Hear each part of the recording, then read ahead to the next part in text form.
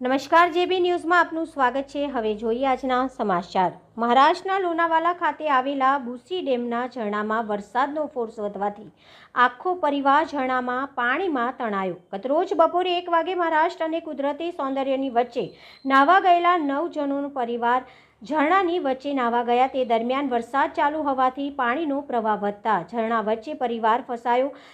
બચાવની બૂમો પાડતા સ્થાનિક લોકો બચાવવાનો પ્રયત્ન કર્યો, પરંતુ પાણીનો પ્રવાહ વિકરાળ સ્વરૂપે વધવાથી આખો પરિવાર ઝરણામાં તણાયો। જેબી ન્યૂઝ રસિક ઠક્કર।